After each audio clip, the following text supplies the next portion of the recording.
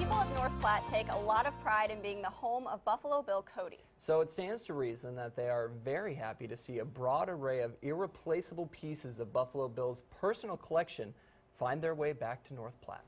Our Lance Schwartz is in now to tell us about this priceless collection. Lance? All right, thank you.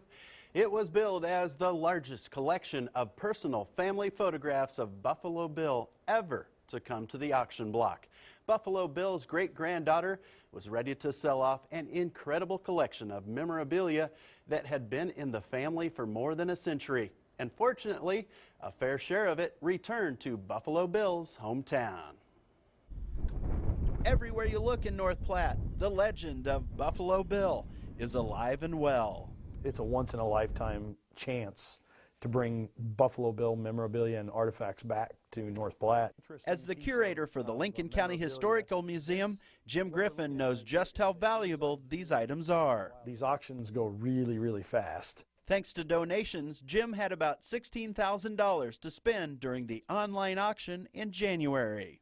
As a curator and a historian, it was huge because any chance that you can get to preserve some of the history and preserve it in the actual spot that it took place is paramount to really telling the story. Jim says this $2,000 hand-signed lithograph is one of the most prized new possessions acquired from the auction. So to be able to bring this back to North Platte is really important because this lithograph portrays a time when he was living here in North Platte. This right here is a portrait of Buffalo Bill. All of these items were once owned by Buffalo Bill himself.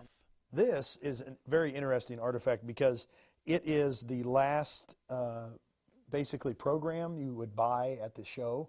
This is the last one that was produced for him. This farewell tour program sold for 10 cents in 1914.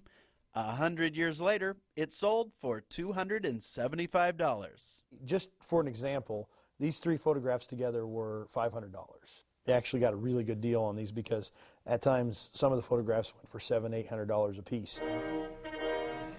Over at Buffalo Bill's ranch, Superintendent Jason Tonsfeld is elated to reacquire this $2,100 Buffalo head mirror.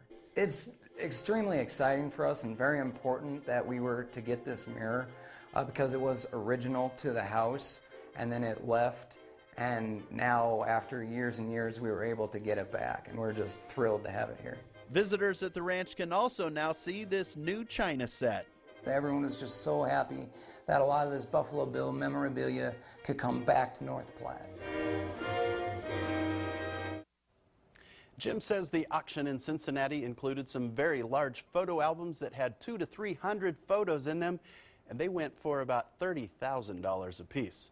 All in all, Buffalo Bill's granddaughter took home about $250,000 from the auction. And I just have to tell you, it was so cool to hold a notebook that Buffalo Bill had 120 years ago.